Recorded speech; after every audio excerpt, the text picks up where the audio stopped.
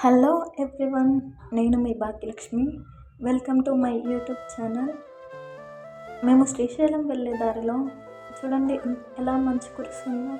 వర్షాకాలంలో మంచు కురవడం ఎప్పుడైనా చూసారా మీరు? చూస్తే కామెంట్ చేయండి.